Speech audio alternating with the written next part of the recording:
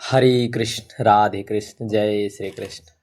आप सभी भगवत प्रेमियों ने जो इस भादो मास के महत्व की कथा में अपना स्नेह प्रेम लुटाया है, निश्चित है आप सभी भगवान देव देवेश्वर श्री कृष्ण की कृपा अवश्य प्राप्त करेंगे और कहीं ना कहीं किसी ना किसी जन्म में आपका मन भगवान के चरणों में अवश्य रहा होगा।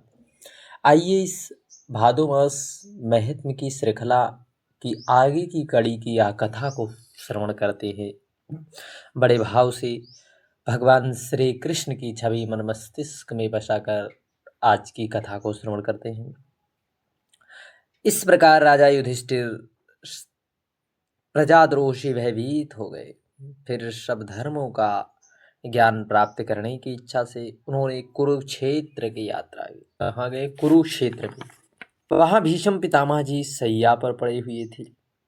तब शौनक आदि ऋषि उस समय उन सब भाइयों ने स्वर्ण जड़ित रथों पर, जिनमें अच्छे अच्छे घोड़े जुते हुए सवार होकर अपने भाई युधिष्ठिर का अनुगमन किया। उसके साथ व्यास, धौम्य आदि ब्राह्मण भी थे तथा शौनक जी अर्जुन के साथ भगवान श्री कृष्ण भी रथ पर चढ़कर चले। उन सब भाइयों के साथ महाराज युधिष्ठिर की ऐसी शोभा हो रही थी मानो यक्षों से घिरे हुए स्वयं कुबेर जा रहे हैं। अपने अनुचरों और भगवान श्री कृष्ण के साथ वहां जाकर पांडवों ने देखा कि भीष्म पितामह स्वर्ग से घिरे हुए देवताओं के समान पृथ्वी पर पड़े हैं। उन सब लोगों ने उन्हें प्रणाम किया। शौनक जी उसी समय भरतवंशियों के गौरव रूप पितामह को देखने के लिए सभी ऋषि, देवर्षि, राजर्षि, सभी पर्वत, नारद, धौम, समस्त ऋषि वहां पर विराजमान हुए उन्हें देखने के लिए। साथ ही साथ भीष्म पितामह धर्म को और देश काल के विभाग को कहाँ किस समय क्या करना चाहिए इस बात को जानते थे। उन्होंने बड़भागी ऋषियों को सम्मिलित हुआ देखकर उनका यथो योग्य सत्कार किया। वे भगवान श्री कृष्ण के प्रभाव को भी जानते थे, अतः उन्होंने अपनी लीला से मनुष्य वेश धारण किया है। भगवान श्री कृष्ण ने मनुष्य रूप धारण किए हुए जगदीश्वर के रूप में हृदय में विराजमान भगवान श्री कृष्ण की बाहर तथा भीतर दोनों पूजा की। पांडव बड़े विनय से, प्रेम से भीष्म पितामह जी के पास गए। उन्हें देखकर पितामह की आंखें प्रेम अश्रुओं से भर गई।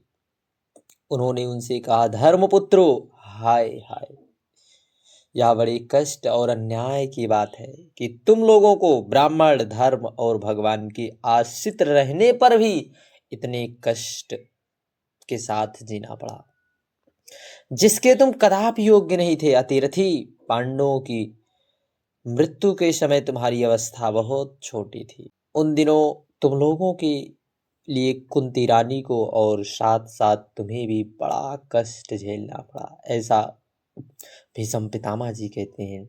जिस प्रकार बादल वायु के वश में रहते हैं, वैसे ही लोकपालों से सहित सारा संसार काल भगवान के अधीन है। मैं समझता हूँ कि तुम लोगों के जीवन में जो अप्रिय घटनाएं घटी, वे सब उन्हीं के लीला है।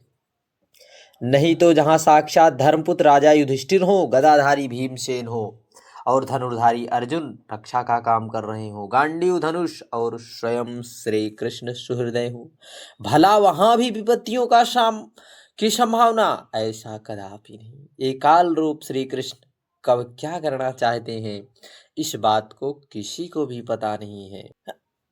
बड़े बड़े ज्ञानी भी इसे जानने की इच्छा करके मोहित हो जाते हैं। युधिष्ठिर, संसार की सभी घटनाएं ईश्वर के अधीन है, इसमें मनुष्य का कुछ भी नहीं है। उसी का अनुसरण करके तुम भी इस अनाथ प्रजा का बड़े निष्ठा भाव से पालन करो, क्योंकि अब तुम ही इन सब के स्वामी हो। इसे पालन करने में तुम ही केवल समर्थ हो। ऐसे कृष्ण साक्षात भगवान है, ये सब के आदि और कारण है। परम पुरुष नारायण है। अपनी माया से लोगों को मोहित करते हुए यदुवंशियों में छिप कर लीला कर रहे हैं। इनका प्रभाव अत्यंत गूढ़ और रहस्यमयी है। युधिष्ठिर, उन्हें भगवान शंकर, देवर्षि नारद और स्वयं कपिल ही जानते हैं, जिन्हें तुम अपना व मेरा भाई, प्रिय मित्र और सबसे बड़ा हितु मानते हो, और जिन्हें तुम तुम अपना मंत्री या दूत और सारथी बनाने में संकोच नहीं करते। वे स्वयं परमात्मा है। इन सर्वात्मा, समदर्शी, अद्वितीय, अहंकार रहित निष्पाप परमात्मा ने उन ऊंचे नीचे कारणों की कभी किसी प्रकार की विषमता नहीं। युधिष्ठिर, इस प्रकार इस सर्वत्र सम होने पर भी देखो तो सही, वे अपने अनन्य प्रेमी भक्तों पर कितनी कृपा करते हैं। यही कारण है कि ऐसे समय जब मैं अपने प्राणों को त्यागने जा रहा हूं, इन भगवान श्री कृष्ण ने मुझे साक्षात दर्शन दिया। भगवत परायण योगी पुरुष भक्ति भाव से इनमें अपना मन लगाकर और वाणी से इनके नाम का संकीर्तन करते हुए शरीर त्याग करते हैं, कामनाओं तथा कर्म के बंधन से छूट जाते हैं। वे ही देव भगवान अपने प्रसन्न हाय और रक्त कमल के समान अरुण नेत्रों से उल्लसित मुख वाले चतुर्भुज रूप से जिनका और लोगों को केवल ध्यान में दर्शन होता है, तब तक यही स्थित रहकर प्रतीक्षा करो जब तक मैं इस शरीर का त्याग ना कर दूं। सूत जी कहते हैं, युधिष्ठिर ने उनकी यह बात सुनकर सरसैया पर सोए हुए भीष्म पितामह से बहुत से ऋषियों के सामने ही नाना प्रकार के धर्मों के संबंध में उनसे रहस्य पूछे। तब तत्ववेत्ता भीष्म पितामह ने वर्ण और आश्रम के अनुसार पुरुष के स्वाभाविक लक्षण, वैराग्य, धर्म, राग के कारण विभिन्न रूप से बतलाए हुए निवृत्ति, प्रवृत्ति, द्विविध धर्म, दान आदि, राजधर्म, मोक्ष धर्म, स्त्री धर्म, भगवत धर्म, इन सब का अलग अलग विस्तार से संक्षेप किया, सबका विस्तार से वर्णन किया। सौनक जी, इसके साथ ही धर्म, अर्थ, काम और मोक्ष, इन चारों पुरुषार्थों तथा इसकी प्राप्ति के साधनों का अनेकों व्याख्यान और इतिहास सुनाते हुए विभागवश वर्णन किया। पितामह जी इस प्रकार धर्म का प्रवचन कर ही रहे थे कि वह उत्तरायण समय आ गया, जिससे मृत्यु को अपने अधीन रखने वाले भगवत परायण योगी जन चाहा करते हैं। उस समय हजारों रथियों के नेता भीष्म पितामह के वाणी का संयम करके मन को सब ओर से हटाकर अपने सामने स्थित आदि पुरुष भगवान श्री कृष्ण में लगा दिया। भगवान श्री कृष्ण के सुंदर चतुर्भुज विग्रह पर उस समय पीताम्बर फहरा रहा था। भीष्म जी की आंखें उसी पर एकटक लग गई। उनको शस्त्रों की चोट से पीड़ा हो रही थी, वह तो भगवान के दर्शन मात्र से ही तुरंत दूर हो गई। भगवान की विशुद्ध धारणा से उनके जो कुछ अधूरा शेष था वह सब नष्ट हो गया।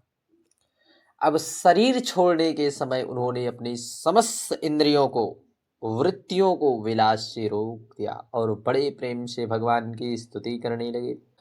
तब किस प्रकार से भीष्म जी स्तुति करते हैं। अब मृत्यु के समय मैं अपनी बुद्धि, जो अनेकों प्रकार के साधनों का अनुष्ठान करने से अत्यंत शुद्ध एवं कामना रहित हो गई है, यदुवंश शिरोमणि अनंत भगवान श्री कृष्ण के चरणों में समर्पित करता हूँ, जो सर्वदा अपने आनंदमय स्वरूप से स्थित रहते हुए भी कभी विहार करने की लीला करने की इच्छा से प्राकृत को स्वीकार कर, जिससे यह सृष्टि परंपरा चली है, जिनका शरीर त्रिभुवन सुंदर एवं श्याम तमाल के समान सांवला है, जिन पर सूर्य राशियों के समान श्रेष्ठ पीताम्बर फहराता रहा है और कमल सहित सदृश मुख पर धुंधराली घुंघराली अलके लटकती रहती हैं।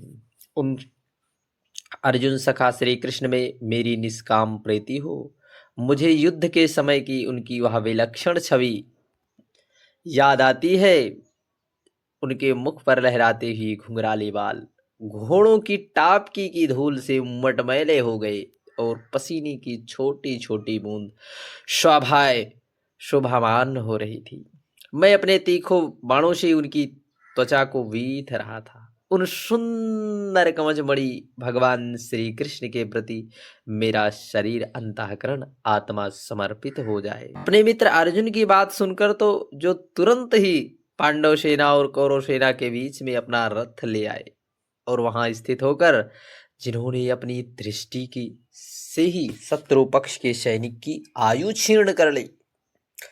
पार्थ सका भगवान श्री कृष्ण में मेरी प्रीति हो। अर्जुन ने जब दूर से कौरवों की सेना के मुखिया हम लोग को देखा तब पाप समझकर अपने स्वजनों के वध से विमुख हो गए। उस समय जिन्होंने गीता रूप में आत्मविद्या का उपदेश करके उसके सामायिक आज्ञान का नाश कर दिया, उस परम पुरुष भगवान श्री कृष्ण के चरणों में मेरी प्रीति बनी रहे। मैंने प्रतिज्ञा कर रही कि मैं भगवान श्री कृष्ण को शस्त्र ग्रहण कराकर छोड़ूंगा। जब भीष्म ने ऐसी प्रतिज्ञा की, उसे सत्य एवं ऊंची करने के लिए उन्होंने अपने शस्त्र ग्रहण न करने की प्रतिज्ञा तो हुई। उस समय वे रथ के नीचे कूद पड़े और सिंह के जैसे हाथी को मारने के लिए उस पर टूट पड़ता है, वैसे ही रथ का पहिया लेकर मुझ पर झपट पड़े। उस समय वे इतने वेग से दौड़े कि उनके कंधे का दुपट्टा गिर गया और पृथ्वी कांपने लगी। मुझ आताताई ने तीखे बाण मार मार कर उनके शरीर का कवच तोड़ डाला, जिससे सारा शरीर लहूलुहान हो गया। अर्जुन के रोकने पर भी वे बलपूर्वक मुझे मारने के लिए मेरी ओर दौड़ आए। वे ही भगवान श्री कृष्ण जो ऐसा करते हुए भी मेरे प्रति अनुग्रह और भक्त वत्सलता से परिपूर्ण थे। एकाग्रता गति हो, आश्रय हो, अर्जुन के रथ की रक्षा में सावधान। जिन श्री कृष्ण के बाएं हाथ में घोड़ों की रास और दाहिने हाथ में चाबुक की शोभा से उस समय जिनकी अपूर्व छवि बन गई थी, तब महाभारत युद्ध में मरने वाले वीर जिनकी इस छवि का दर्शन करते रहने के कारण साक्ष्य स्वरूप मोक्ष प्राप्त हो गया। उन्हीं पार्थ सारथी भगवान श्री कृष्ण मुझ मरणासन की परम गति हो, जिनकी लटकीली सुंदर चाल, हाव भाव युक्त चेष्टाएं, मधुर मुस्कान, प्रेम भरी चितवन से अत्यंत सम्मानित गोपियां रास लीला में उन्हें अंतर्ध्यान हो जाने पर प्रेमोन्माद से मतवाली होकर जिनकी लीलाओं का अनुसरण करके तन्मय हो गई थी, उन्हीं भगवान श्री कृष्ण में मेरा परम स्नेह हो। जिस समय युधिष्ठिर का राजसूय यज्ञ हो रहा था, मुनि और बड़े बड़े राजाओं ने भरी हुई सभा में सबसे पहले सबकी ओर से इन्हें सबसे दर्शनीय भगवान श्री कृष्ण की मेरी आंखों के सामने पूजा हुई थी।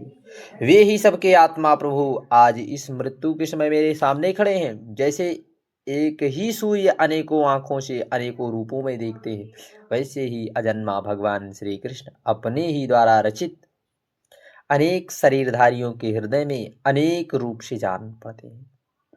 वास्तव में तो वे एक और सबके हृदय में विराजमान है। उन्हीं भगवान श्री कृष्ण में मैं भेद भ्रम से रहित होकर प्राप्त हो जाऊं।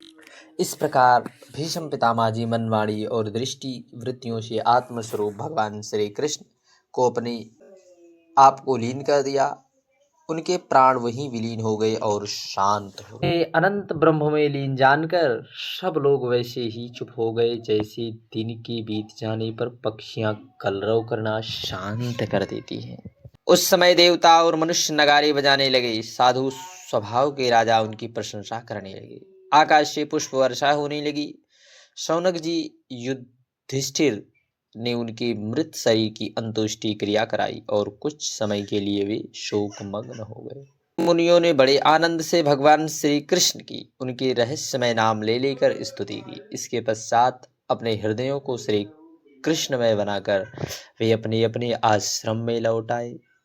तदंतर भगवान श्री कृष्ण के साथ युधिष्ठिर हस्तिनापुर को आए।